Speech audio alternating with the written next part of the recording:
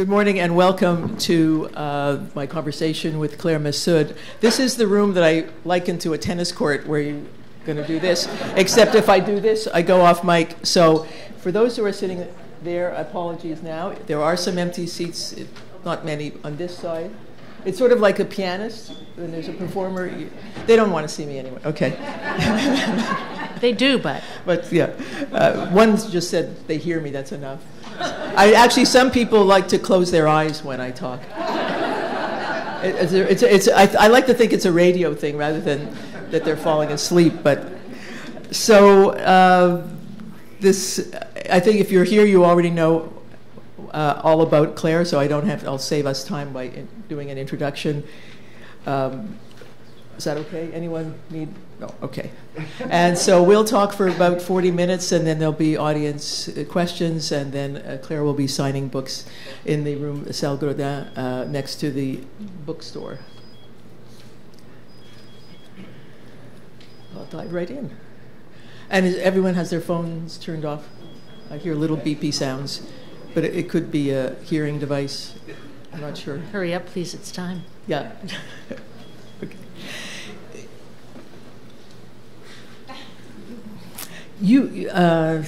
Okay, I see people. I'll wait till people turn off their phones. Okay. You grew up moving between different, I'm just going to move this here. Moving between different continents and cultures. You were born in Connecticut, you were raised in Sydney, Australia, and Toronto, boarding school and university in the US, grad school in the UK, with family ties to France and Algeria and other places. I think you said you moved 4 times before you were 5 years old. What was that like for you? I mean, I think you once said you didn't feel at home anywhere. First of all, I want to say thank you, Eleanor. It's wonderful to be here with you, and thank you all for joining us this morning. It's a real honor and a treat. You know, I mean, the thing about being a kid, of course, is that everything that happens you figure is just life, right? It's only later that you think about it and wonder if it's weird. But I sometimes, you know, in the sort of retrospective stories that one tells oneself, I sometimes wonder if, you know, there are lots of reasons why I probably became a writer, but maybe one of them was that when I made up stories, then I had some control over characters and places, you know, which sort of went past at speed otherwise, you know.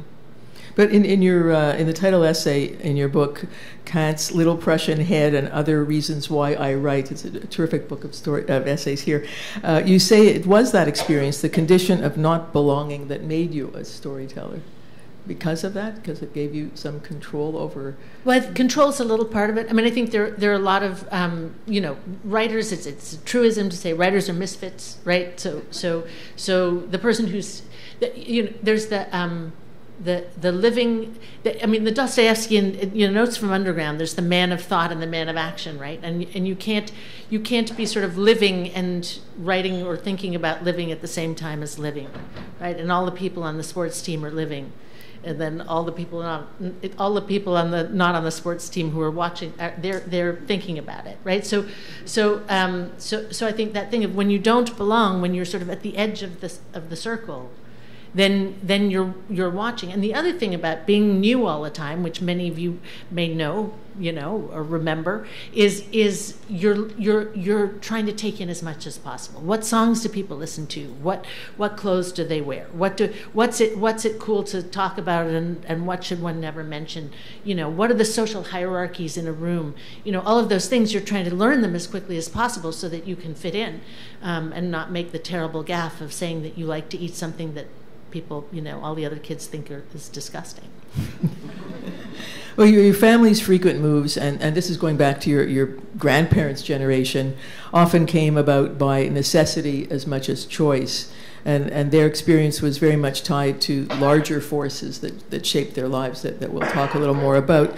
And in a sense, history is at the center of your latest novel, not just in the title, The Strange Eventful History. And at one point in this strange eventful history, the character Chloe, kind of your fictional alter ego, is on a train crossing the English Channel, and she reflects that the train itself seems to carry the sounds and textures of history. And there's a line in that section: history is all around us and in us. When or how did you become aware of the history that you carried within you? You know, in a funny sort of paradoxical, is that the right word in this context? Whatever. Paradoxically, I probably became aware of history through silence. You know, my father's family, and the novel is based in part on my father's family's history. They were French colonials in Algeria, and you know, that's you know, up there on the like mid-century German, Afrikaner in South Africa, like on the sort of like cool people of the world or like uncool people of the world. You know, it's up there. It's up there as an identity. It's not one that people are rushing to claim. So well, even the name, they were the Pieds Noirs, right, because they were so impoverished that they went barefoot and their feet were black. Or yeah, I mean, yeah. I mean, I think that, you know, the sort of vectors of scorn were multiple, right? I mean, you know, the metropolitan France scorned the colonials.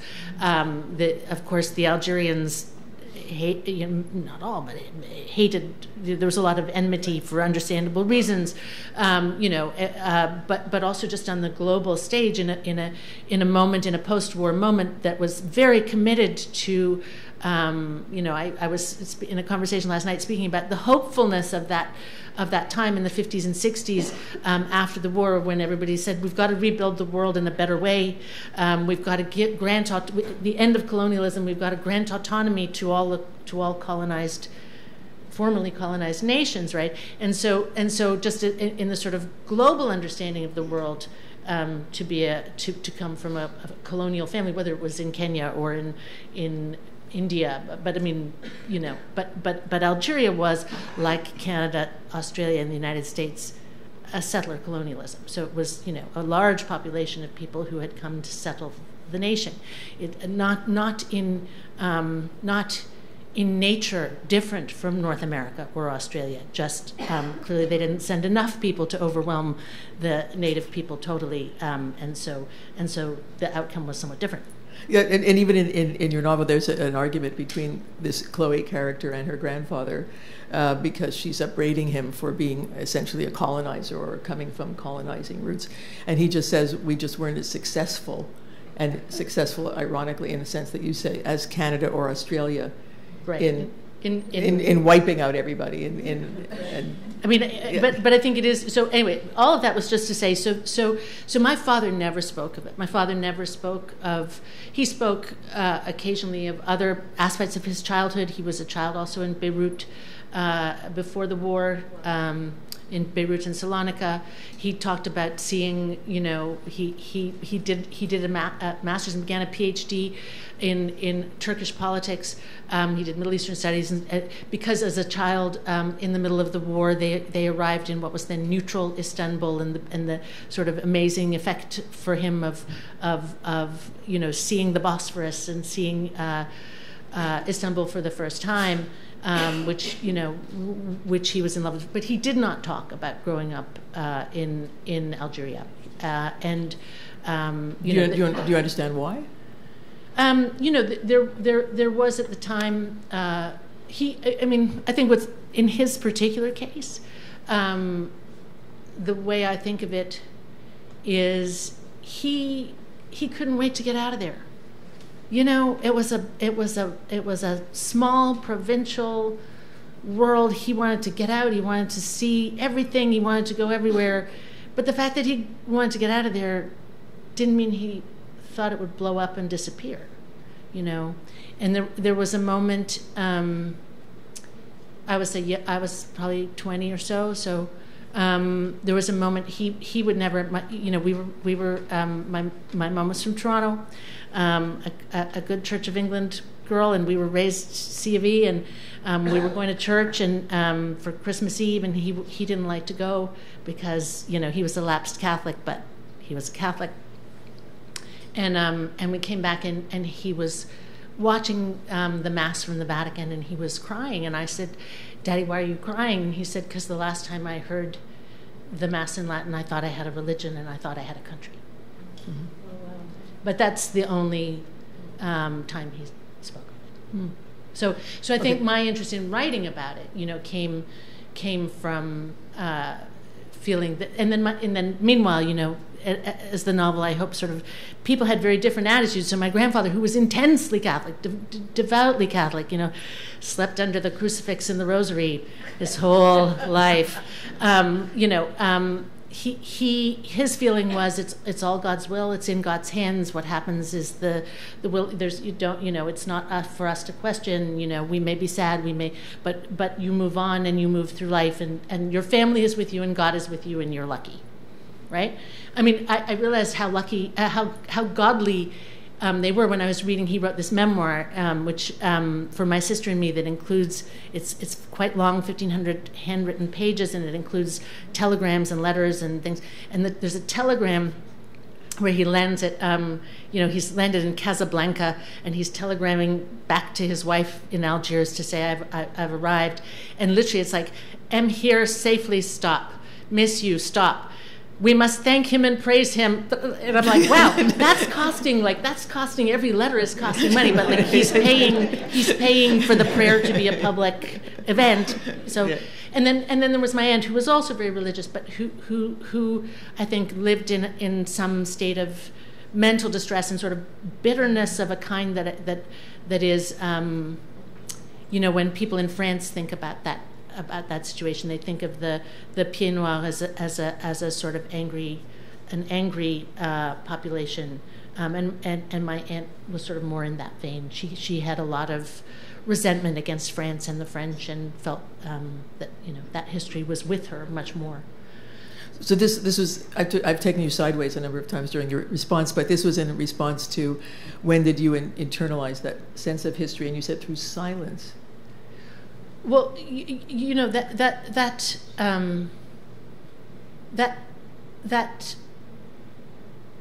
that sense. I mean, I think of how should I say? We knew our Canadian grandma much better.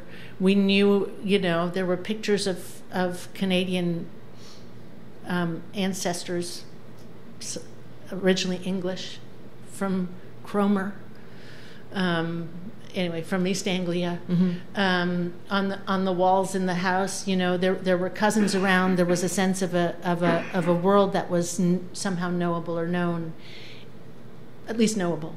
And then on the other side, we knew our grandparents, and we knew them well, but there was this language barrier because we were primarily Anglophone.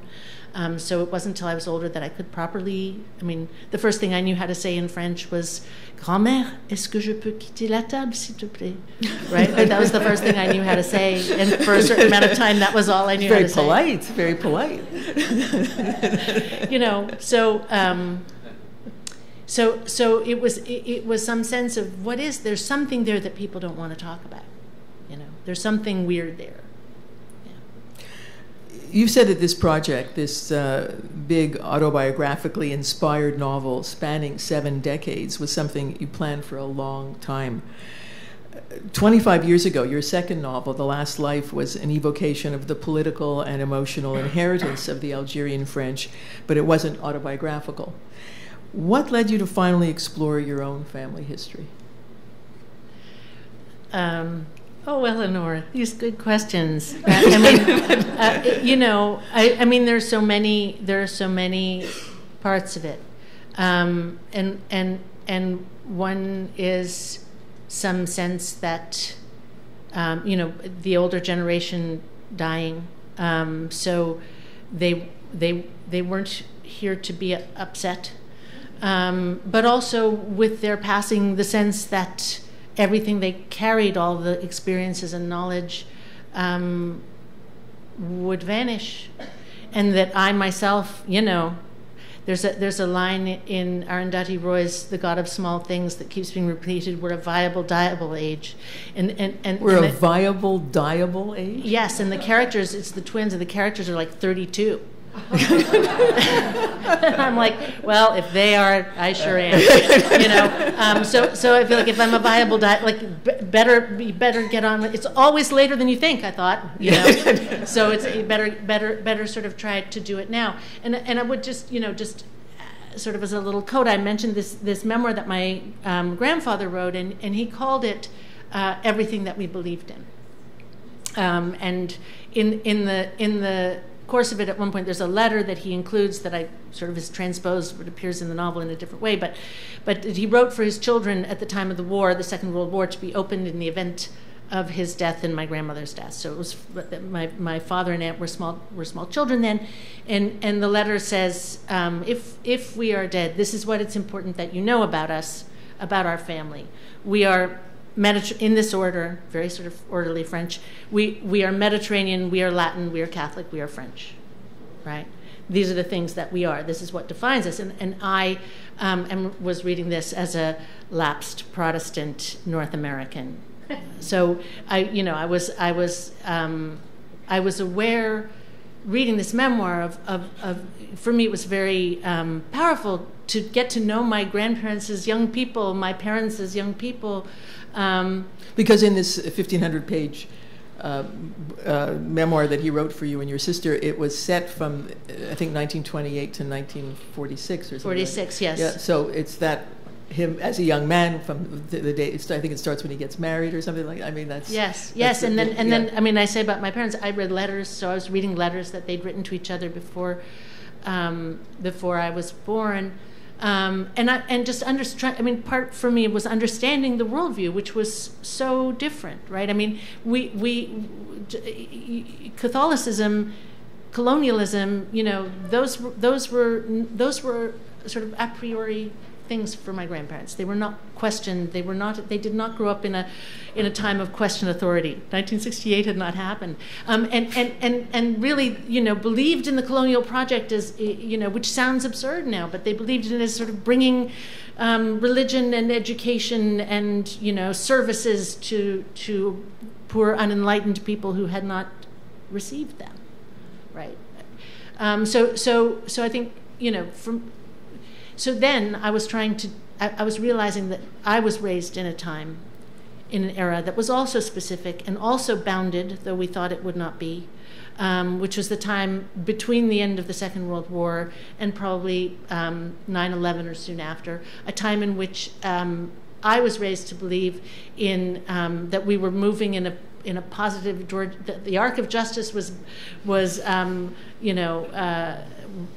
the arc of history bends towards justice, right? Yeah. That we were moving towards a more compassionate, open, tolerant world in which borders would come down and people would communicate across cultures and understand one another better. And when I started working, in a concrete way on this book in sort of 2015, 16, I mean, I'd been researching some, but I looked around and I thought, that's not the world my kids live in. That's not something that that seems to them as far away as my grandparents' world to me. In the prologue to this novel, a narrative voice that later surfaces as your kind of alter ego says she'd like to explore the secrets and the shame of the family history into which she was born, and that in telling their story, I'm quoting here, I would wish at last to heal. How would the telling heal, and who would it heal? Is it the narrator, or just who would be healed? I suppose there's probably an overlap between the character Chloe and me there. Part of the thing of the silences is, what suddenly comes to mind, Laurie Moore wrote in a book of her essays, there's a line that I remember that seems so true to me. She said, adolescence is a howling dog. Eventually it is buried, but it's buried alive. Right? and it's true. Like if you actually sort of get a probe back into some adolescent moment, it's in your body. You can feel it, right? That those horrors, you know. So when something isn't, I guess I believe, you know, there's now that the last 10 years, that best-selling book, The Body Keeps the Score, about trauma and in that book, Bessel van der Kolk says, you know, one of the things about trauma is that we re-experience it in fragments in the present tense, and that one of the ways that we surmount and move past trauma is to be able to create a coherent narrative that we can put in the past tense, right? And when you can make a story of something that you can articulate and put into words, it's almost like you can fold up that thing and put it in the suitcase and put it in the attic. And it isn't howling anymore, right? It's a very different thing. And so I guess well before I read his book, and with no proof whatsoever, I guess I've always believed in the power of telling, the power of testimony, the power of language, the power of speaking rather than of hiding things. And that when things are unspoken, they are more dangerous. That to put them somehow in the open. And of course, life has taught me this is somewhat foolish to have you do not need to tell somebody they look bad in that dress. You just don't need to. But so life has taught you shouldn't always tell. You received this 1,500-page manuscript from your grandfather long before you came to read it, and even when you came to read it, as I understand, you read just bits of it. When you finally read the whole thing, what was its emotional import on you? You know, it's in French, and some people, because I learned French. It's not I learned it as a child, but it's not my maternal language. I don't use it all the time. I make a lot of mistakes. And people have said, "Oh, was it hard for you to read?" And the answer was no, because the French I have is my grandfather's French. So the syntax, the vocabulary, it was entirely familiar to me. And I would say one of the things about reading that, and then again reading my parents' letters and my aunt's letters, I can only say it was a joy. It was a joy because I'm frequently making plugs to everybody. We all need to retrieve the art of letter writing because they are alive in these pages. The words are their words. The preoccupations are their preoccupations. The details that my grandfather notices are so particular and specific, and they bring the world to me, but they also bring his sensibility to me. And so the whole time I was reading those things, they were alive and with me, and that was, I love that. He's a good writer? Yes, he was, on the, how did I become a writer, there's always I was born like Athena, from the head of Zeus. Yeah. But it turns out not really. It turns out that, my mother wanted to be a writer, and my grandfather wanted to be, my paternal grandfather wanted, and he, in fact, wrote a couple of novels that he couldn't, in the 30s, that he couldn't get published. And my grandmother, his wife, who she had Alzheimer's by the time I was old enough to know her, and there was always the thing of they would say, oh, she's amazing, your grandmother's amazing, your grandmother's an amazing writer, and you're a kid and you're like, yeah, like she doesn't remember my name, and in fact the letters that are included from her, she was actually a better writer than him. Yeah. She was an amazing writer. Yeah. So your grandfather's career, first in the French Navy, later in business, took him and his family to many places. And one of the early chapters in your novel, The Strange Eventful History, features Gaston, is the name, he's his fictional counterpart. His point of view at a pivotal time for him personally, as well as in the region and in Europe. It's set in June 1940 in Salonika, or what's now Thessaloniki, in Greece.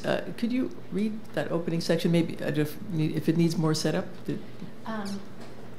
Sure, I will. Eleanor very kindly provided it for me. So this is early in the novel, and in fact, it's obviously fiction, but this is one of the few parts of the. I mean, so the only part of. I mean, the 1940s sections are the only part that come from or draw on my grandfather's memoir in a sort of direct way. On June 14th, 1940, a Friday, the day the Germans conquered Paris, Gaston Cassat, the French naval attaché in Salonika, was to attend with his colleague Monsieur le Consul Clouet an evening reception at the home of the Romanian consul. When the invitation had arrived over a month before, Gaston's family, his wife Lucienne and the children, 8-year-old François and little Denise, just 6, still lived with him in the rented villa at 175 Rue Reine Olga, along with Lucienne's invalid older sister, Tata Jeanne. On May 21st, he'd sent them all away by train, back across Greece, across Italy, across France, to catch the boat to Algeria, on the other side of the Mediterranean in North Africa, where they came from and where they would be safe. Since seeing them off at the station, Gaston had heard no word. As the war's chaos seeped into all life, communication across borders collapsed, and no letters or even telegrams had come through. Gaston worried desperately, panicked even, but he was a trained naval officer, and he knew that his duty to his country, poor, beloved France, must come before all else. Prior to his Salonika posting, Gaston Cassat had spent 4 years as the naval attaché at the consulate in nearby Beirut, no small achievement for an officer from a background as humble as his own. His superiors had sent him from Lebanon to Greece in September 1939 after the onset of war to be their eyes and ears, to spy, in effect. What, they wanted to know, might the fascist Italians be up to in Albania, in the Aegean? What possible spies gathered in the Macedonian port of Salonika, strategically important since ancient times? At first, Gaston had thought that this was, if not a promotion, then at least a significant role for French naval intelligence. Now, though, as his known world collapsed, Germans marching in the streets of Paris, he felt useless, trapped in this remote and irrelevant backwater, alone without his beloved Lucienne and the children to ground him. By the time he dressed on the morning of June 14th, Gaston took particular care with his uniform, white-pressed, his buttons polished. The news of France's humiliation was widely known. The 2 housekeepers of his rented villa treated him with funereal respect, their eyes downcast. He walked the short distance to his office, ashamed. How could he not be, yet defiant? There had to be a space for resistance somewhere. At the consulate, where the high windows stood open to the garden and the profusion of birdsong was louder than the traffic, his assistant Cotigny brought him a double espresso and a glass of water. Clouet? Gaston had noticed that the outer door to the consul's suite was shut. Not here, monsieur. Madame Tournaire, Clouet's secretary, telephoned to say that we're officially closed today. Are we? Gaston almost smiled. And yet, here we are, you and I. We haven't ceased to exist. We haven't ceased to be French. France hasn't vanished from the planet. My understanding, I may have made a mistake, but I believe the consul wishes to comprehend where we stand. I mean, as a diplomatic office, where France stands. Yes, quite. The consul wishes for clarity. Of course, Clouet was failing in leadership in this essential moment, as he'd amply shown he'd fail in every moment leading up to this one. Just when it was most important to stand up for France, Clouet scuttled off into a dark corner. Gaston wished he could vent his frustration, but not with Cotigny. What's on the agenda? There was a lunch with Monsieur le Consul and 2 French businessmen in textiles, but that was cancelled already 3 days ago. I believe they stayed in Athens. And there's the cocktail this evening at the Romanian consul's residence. That's still happening? As far as we know. Clouet won't attend? If the office is shut today, sir, I think it's safe to assume he will not attend. Gaston drank his coffee in a single swig and wiped his mouth with the white linen napkin that had lain beneath the cup. It had embroidered upon it their nation's escutcheon, the famous 3 words. Someone had sewn the stitches. Someone had ironed the linen. So many lives in their hands. Then I'd better go. As you see fit, sir. We represent a nation. Our nation, she's in crisis. All the more reason to stand up honorably on her behalf. As the chapter continues, Gaston must make a choice. Well, it's not really a choice because for him there's only one course of action given his upbringing and his values and so on. How is this a decisive moment for him? Oh, it determines the entire course of his life to come. I mean, I think that's Because this is after de Gaulle's broadcast from London. Right. De Gaulle broadcast from London on June 18th on the BBC, as you know, and he calls all French to come join him and create an army of the Free French based out of London. And for somebody like my grandfather who were in the military, this was a very confusing call because that would be abandoning your post. That would be abandoning the chain of command. That would be, would that be saving France or a betrayal of France? And if you think about all the things you don't know in that moment, right? It's the beginning of the war. And so just in a personal way, for my grandfather, the Admiral Darlan, who became the head of the Navy under Vichy, and it's worth saying, one of the things that happened, I mean, I learned a lot about, about the history. So, for example, I hadn't understood. So the Navy was deemed from the beginning hors de combat. The Navy did not fight. So the Navy was, as it were, grounded.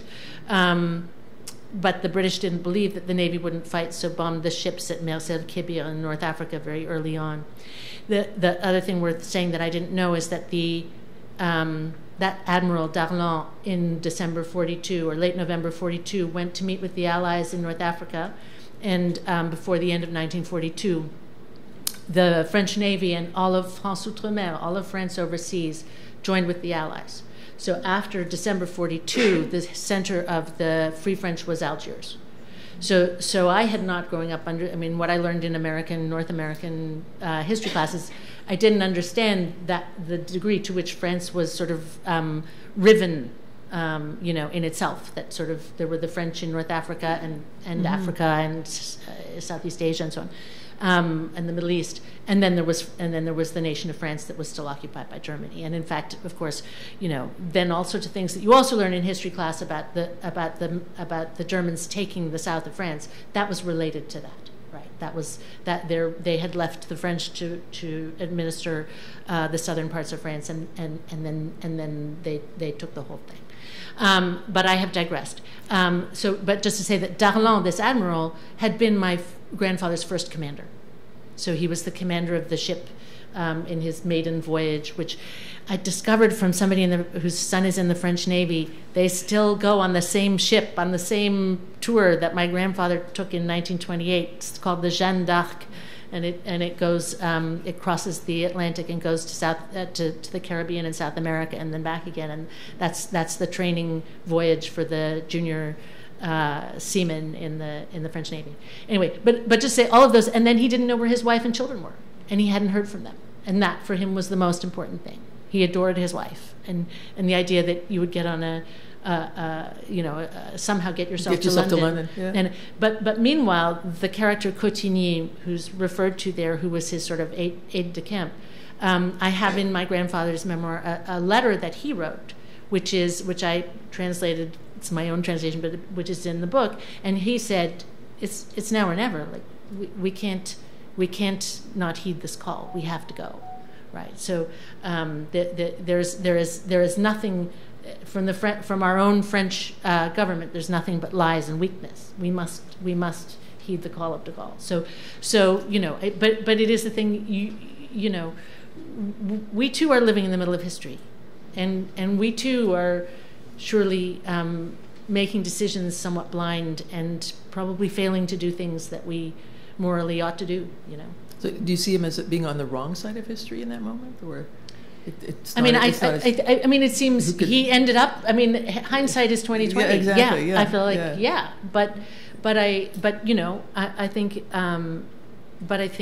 think he later. I think he later, understood that history there were many things he hadn't known and understood, and couldn't have foreseen. Couldn't have known, actually. Anyway. Yeah. The pillars of your grandfather's identity, Mediterranean, Latin, Catholic, French, they weren't shared by his son, your father, in the novel, the fictional Francois. And you say he had a more melancholic temperament. We're talking about the father, not character, just to clarify. And that even though he worked in the corporate world, he was a lifelong scholar and thinker. And he warns against caring too much about a place or people beyond the family. Family, he says, is all that matters. But he remains a kind of foreigner, an outsider, even within his own family. Why is that? This is the person rather than the character, although the character too. But they're pretty close. They're pretty close in certain ways. I mean, I think, I'm sure there are many people here who either are immigrants or the children of immigrants in this room, and the cultural differences are enormous. I teach a lot of first generation Chinese American students in the U.S. and the sort of code switching that they navigate between not in all instances, but in many, between a traditional home and the wider world, right? The world in which, I mean, it's hard to convey the sort of conservatism, social conservatism and intensity of that was sort of behind my father's, apparently looked like everybody else and talked like everybody else. But if I tell you that when I was in college, two friends of mine invited me to visit them in New York. My parents lived in Connecticut. I was with them for the summer, and they were two men. And my father said, "But that's out of the question. She can't go." And my mother said, "Oh, don't be ridiculous, Michelle. They're both homosexuals." and it wasn't clear, like, was that better or worse? Right? But I mean, just the sort of degree of, he didn't believe we should work. Not because he didn't think women should work, but the thing of a summer job, which is a big part of a sort of North American coming of age, he grew up poor, and it was a sign of I thought of it reading the Elena Ferrante novels. It was a sign of that you were a good provider, that you didn't put your children out to work, right? So for him, the summers were for us to read more and learn more, and not go get some, job at the local jewelry store, So Francois may have put his past behind him, but he often longs for the Mediterranean light of Algiers, and the memory of the sea as a recurring theme in the book. And I was thinking, after all this time, because even the last time we spoke, I said, "Have you ever been to Algiers?" And at the time, no. But then last November you went for 4 days, and what was that like? What happened? What was that like? It was amazing. It was amazing. So I had the chance to go as a guest of the U.S. State Department for the Salon du Livre in Algiers in early November, and sort of 5 days after I left, Boualem Sansal was arrested on his return from France to Algeria. And imprisoned. He's a writer. He's an Algerian writer who was living in between France and Algeria, and he's, 75 and not in very good health. And the Algerian government wanted to make a point, I think, of there are escalating tensions between France and Algeria. Anyway, so for that reason, probably not so easy to go back. And then, of course, it doesn't seem like the current State Department will be sending I was thinking anybody the same thing. No cultural missions for a while now, maybe ever. But it was incredible to go. I'd read so much about it. I'd seen films and videos, and it was like walking. It was sort of like walking into a dream, because of course all these buildings are still there, but it's a purely Algerian culture. There are these colonial buildings, like and then there's this rich and fascinating and interestingly almost Soviet in its deliberate turning away, right, from West. I mean, it's a socialist country, but it has no. I'd say to writers, "Would you be interested in visiting North America?" And they'd be like, "Why? Why?" It's very hermetic. It's interesting. There are few people who are interested in traveling and moving beyond. But it's something that I think the independent Algeria has worked very hard on making a sort of identity that is its own and not influenced by European or North American capitalism, not influenced by, they've closed the ports for 10 years. So if you want to buy a washing machine, it's an Algerian washing machine. If you want to buy chocolate, it's Algerian chocolate. There's no Swiss chocolate in the, so that was really interesting. But then there was also, in a sort of almost clandestine way, I could walk down the block where my father grew up. I could stand on the steps of the high school that he went to. I could stand outside the 15th century mosque that was in colonial times a church and is now again a mosque where my grandparents were married. And the light, the aesthetics. It was beautiful, and we were given a tour of the Kasbah, and because there isn't tourism, it is the Kasbah of the Battle of Algiers. Like you can, it looks exactly as it did then. And I also got to go. I got to go to Tipasa. So if you know, there's the Camus essay, Wedding at Tipasa, which is Tipasa are the Roman ruins right on the edge of the Mediterranean, this spectacularly beautiful site, sort of an hour outside of Algiers. And I didn't get to go see Timgad. I didn't get to go see Gardaya. There are all the interior. I didn't get to see Constantine, which is there are all these gorges and these sort of suspension bridges. It's like a fairy tale city. I didn't get, there's lots I would love to see, but it was an incredible gift, and the people were amazing, very welcoming and generous. Yeah, no, I know. I remember once interviewing Camus' biographer, and at that time he was very divided, politically, emotionally, in every respect. And I said something like, asked them something like, what was his attachment to Algiers? And he said, well, have you been there? Because it was so seductive, so beautiful. So. Well, isn't it what they say that the great port cities of the world are Cape Town, Sydney, and Algiers. They're sort of perfect bays, and they're very, very beautiful. And it was known as Alger la Blanche. All the buildings are white, so it's this beautiful, and it rises up a hill. It's a beautiful, beautiful city. Yeah. This Strange Eventful History is a wonderful, rich, big book with lots and lots of things to talk about, which we don't have time for, but I would urge everyone to buy the book, read the book, and in between you can have Claire sign it in the bookstore upstairs. But I'm not entirely wrapping up, but just see why I'm kind of racing to the end here. But what do you feel is your greatest inheritance from your father, his most important gift to you? So many things, so many things, but I think it's a thing I say of the characters of him in particular in the book, that he was hungry for everything. He wanted to see everything, eat everything, learn everything.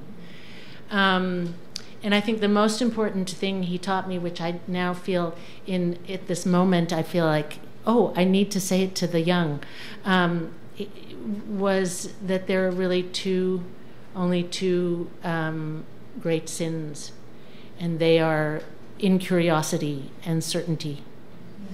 And I feel like he was right about that. In what ways certainty is sin? I feel like if you don't know, given his father's declarations, especially, that talk about certainty. Right. But I think that was part of his rejection of that. On the sort of cultural difference, of like coming from where he came from. When I was a child at table, we were told, don't talk about things you don't know anything about, which, as you might imagine, hampers one. But I feel like what is North American television at this point but people sitting around talking about things they know nothing about, quite cheerily, right? But I feel like that's actually wise advice also. But he would say, obviously, if you have learned enough, you may form an opinion.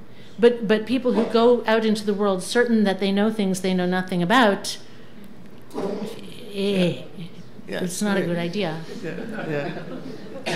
As we were saying earlier, that your father assured you when you were young that family was all that mattered, and family for the itinerant certainty for those with no country was home. Did that make sense to you when you were young? I mean, is that something that you felt yourself, or did you feel now? I think when I was young, I felt, oh, nonsense. Oh, nonsense. But I think one of the things I also came to understand is, which I think is much more in discussion now than it was 30 or 40 years ago, is the cultural particularity, certainly of a maybe less in Canada a little bit, but a sort of North American, sort of U.S. cult of individualism, right?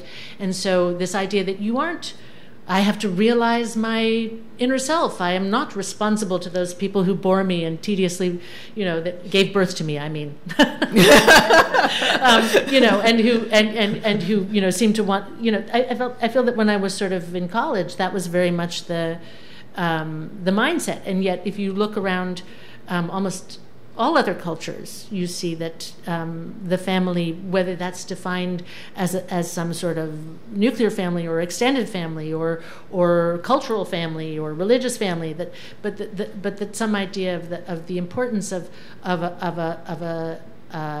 an engagement and responsibility, that goes of responsibility of care, right? That goes to human, right? To humans, right? But that in some way those smaller entities of the nuclear family or the extended family or the community, that those are the ways that we learn how important it is to care for humanity at large, and in that sense, in that broadest sense, I think family, the human family, the planet Earth family, the planet Earth family. Has your understanding of your family changed through writing this novel? I mean, I think part of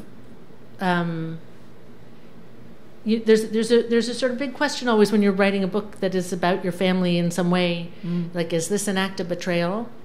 You described it somewhere as a gift to your father.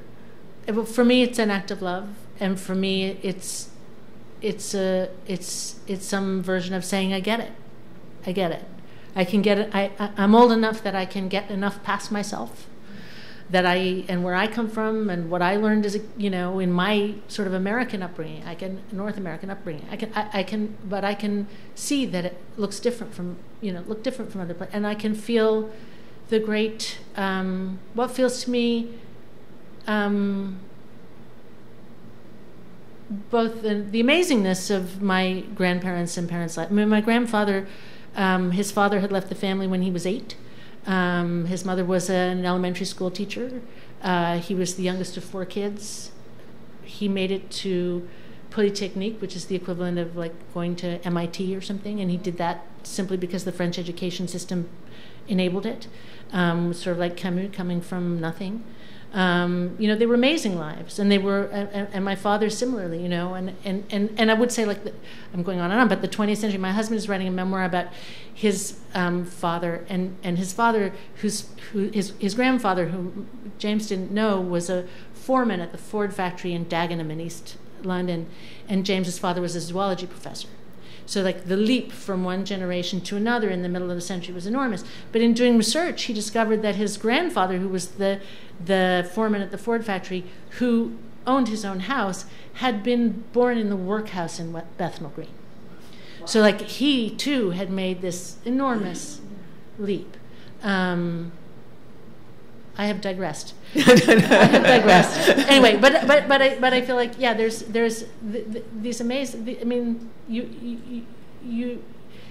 It seems to me so important on the curiosity front, right? To go and try to see these lives from within them, and we have, of course, we understand the limitations. We see with hindsight so many shortcomings and failings, or when you're growing up in a family, you see so many shortcomings and failings, but there's so much more than that.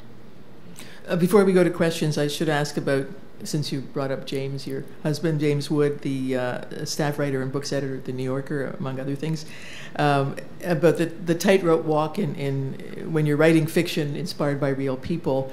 Well, first of all, you said that he's your first reader. Is that hard for you to have an in-house critic? No, it's not hard for me. It's just hard for him. It's just hard for him. I want him to be my loving husband, and I want him to be an honest critic. That's his problem. That's his problem. He's got to figure that out. And what does he think of your alter ego Chloe's beau and then husband Oliver in this novel? Well, you know, we have a dog named... But that's what I know. He's named after the dog. Well, it's a good name. No, I think he's, he's been very cheery about it all. Just this isn't a question you asked, but they're just a little wonderful. Like, their names I didn't change, and they're figures who come up, and at one moment the character who's sort of based on my mother, who's named Barbara, which is not my mother's name, but her father, my grandfather, who I never knew, is dying of scleroderma in hospital in Toronto, and there's reference to the neurologist who is the actual neurologist who treated my grandfather, whose name was Dr. Ogrislow, Metro Ogrislow. And I was at a summer conference in Tennessee, and a man who has been coming to that conference, who lives in the mountains of Tennessee and is a neurologist, retired, who writes fiction, who comes to that conference, and I've known him for 20 years. His name is Buzz. And Buzz came up to me and he said, I couldn't believe it. Met's in your novel. And I said, sorry? And he said, he was famous, and I went up from Nashville to be a resident at the hospital to study with Metro. There were people from all over the world who came to study with him. Wow. And so that, like, I feel that there've been other moments like that. Then there's a reference to John Hemming, who's originally Canadian, British historian, and he went up the Amazon when he was young with, as it happens, the guy who was later the manager of Pink Floyd. But they went up the Amazon, and the third person with them was an unmet Amazonian tribe killed the guy with a blow dart, and that was in my parents' correspondence, and I put it in the novel, and then Philippe Sands said to me, "Why did you put John Hemming in your novel?" And I said, "Well, because he was in my parents' correspondence." And he said, "Because his daughter is my editor in London." So, anyway, small world. There's a thing in there in the prologue where Chloe says everything is connected, and I just come to feel like everything is eventually. Are you sorry you didn't put more real names in? That maybe you might have had more encounters. There's also there's a guy called Bob Hawilrishin, I may be mispronouncing it, who was a Ukrainian Canadian who was the first DP to go to university in Canada, who became a very important figure in the Ukrainian community, and he's one of the characters in the business school in Switzerland, and he was, and then after 1989 he became a really important figure, and has he's no longer living, but there's a foundation in his name that we're bringing Ukrainian Canadians and Ukrainians closer together. And sometimes they're real names that like the French company where your father in real life and in the book and Péchinet, and I wasn't sure of the scandal, and I looked at it and it was all true. So it's questions. Back there. Hi. Thank you to both of you for a wonderful interview. I'm just curious. It's a family saga inspired by your family history, yet a historical fiction. And I'm curious as to your writing process, and if you have difficulty sometimes blending those together, as in you're writing a fiction and yet you're reflecting your family history. Could you talk a little bit about that and how you move through those scenes or plots within your book? Thank you. If people heard it was a question about writing a fiction and a sort of family history, how to. I mean, it's a funny thing. I think a fiction writer is everybody in the room who writes fiction will be like, that's no problem. And people who don't write fiction will be like, what the heck is that?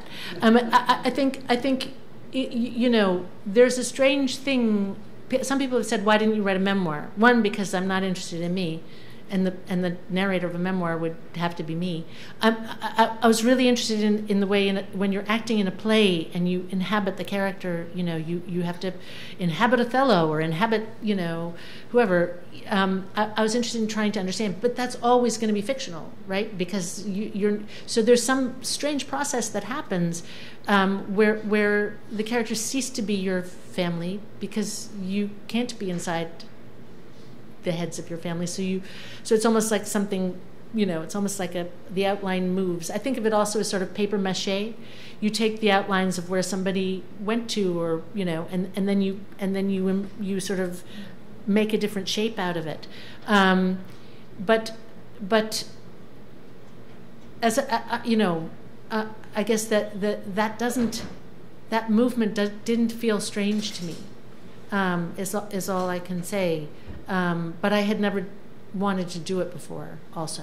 So, I mean, I think that there's a lot of people write autofiction. I mean, there's a whole conversation we could have about why people write autofiction, which I think, you know, Sebald 25 years ago said it's no longer possible to write in a third-person omniscient narrative because, you know, that's a dishonest hubris, right? That we don't know the world the way in the 19th century people thought, I can speak for the whole world. You know, he had always the first person because he said that's what I can speak for, and I didn't want to be just in the first person in this, and it is fictional. I mean, I wasn't born in 1940. I wasn't born in 1953 either. I wasn't born in 1962 either. Much of the book I didn't exist. So I'm just imagining, you know. Yeah. Is there a question here? I'm also interested in the process, and I'm wondering if the process of writing that book, did it change you? Did you have new perceptions of your family or even yourself? Yes, absolutely. I mean, I think, you know, if you really,